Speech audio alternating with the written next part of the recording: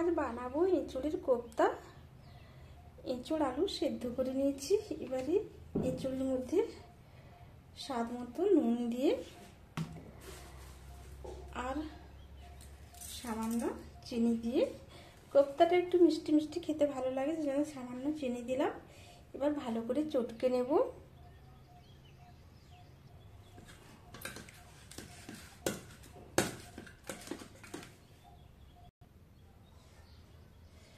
এবার এঁচোড় আলু ভালো করে চটকে নিয়েছি। এর মধ্যে দেব লাল লঙ্কার গুঁড়ো, জিরের গুঁড়ো, ধনের গুঁড়ো, হলুদ গুঁড়ো, গরম মশলার গুঁড়ো, 2 চামচ বেসন ব্যান্ডিংয়ের জন্য, 1 চামচ চালের গুঁড়ো।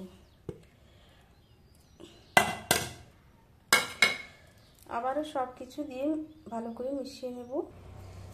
এবার সব কিছু ভালো করে মিশিয়ে নিয়ে একটু একটু করে নিয়ে এরকম বল বল বানিয়ে নেব। সবগুলো বল বল বানিয়ে নিলাম। আদা কাঁচা লঙ্কার বাটা 1 চামচ দিয়েছি এর মধ্যে, বলতে ভুলে গেছি।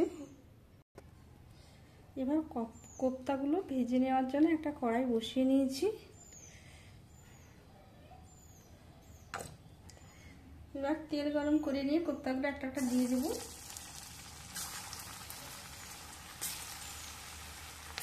কম কম করে ভেজে নেব। কোপ্তাগুলো এদিকে ভাজা হতে হতে এদিকে একটা মশলার পেস্ট বানিয়ে নেব। দেব পেঁয়াজ, রসুন, কাঁচা লঙ্কা, টমেটো আর দেবো 1 ইঞ্চি আদা। এবারে পেস্ট করে নেব। কোপ্তাগুলো খুব সাবধানে উল্টে নেব।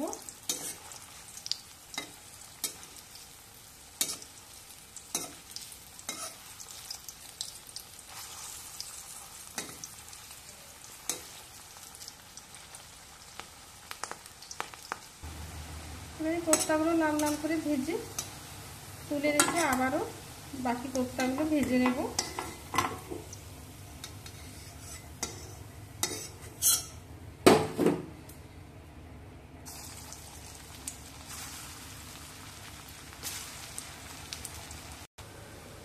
এবার সবগুলো কোপ্তা ভেজে নিলাম।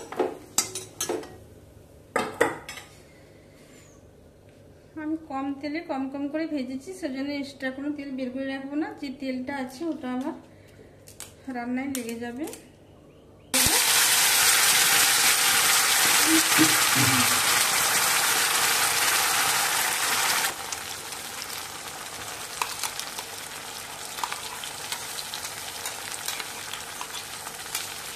এলাচ, দারচিনি, লবঙ্গ, গোটা জিরে, তেজপাতা দিয়ে যে মশলাটা পেস্ট করে রেখেছিলাম এটা দিয়ে দিলাম।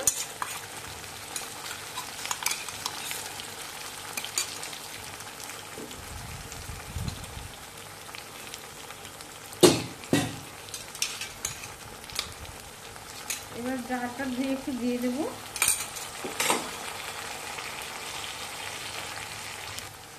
এবার আদা, রসুন, পেঁয়াজের পেস্ট ভালো করে কষিয়ে নিয়ে এর মধ্যে অ্যাড করবো গুঁড়ো মশলা। দেবো 1 চামচ ধনে গুঁড়ো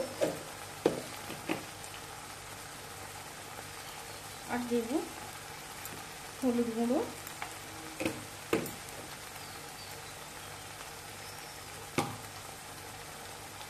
আর লঙ্কার গুঁড়ো।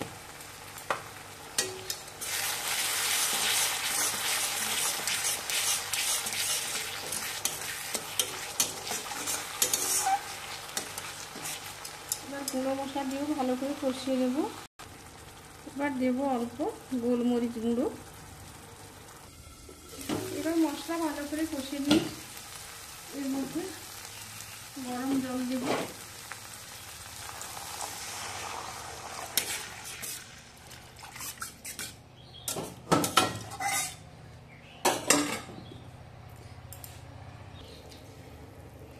এবার ঝোল ফুটে উঠেছে। ঝোলের মধ্যে আমি নুন দিইনি, এবারে নুন যোগ করলাম আর দেব ভেজে রাখা বড়াগুলো।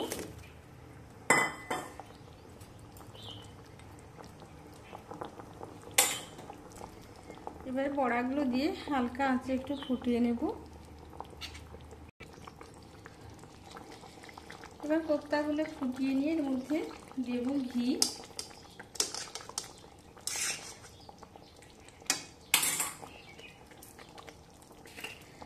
আর দেব গরম মশলা,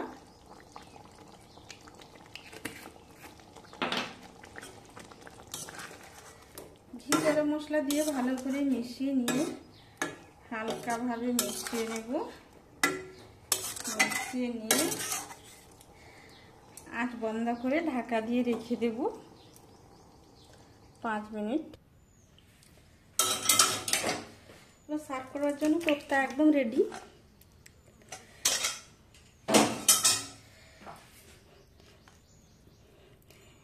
এই কোপ্তা ভাত, রুটি, লুচি সবের সাথে পরিবেশন করা যায়। বাড়িতে গেস্ট এলে মাছ মাংস না থাকলেই কোপ্তা দিয়ে সহজেই পরিবেশন করা যাবে। আমি কিভাবে এঁচোড়ের কোপ্তা বানালাম আপনাদের সঙ্গে শেয়ার করলাম। আজ এই পর্যন্ত, আবার দেখা হবে অন্য কোনো দিন অন্য কোনো রেসিপির সাথে।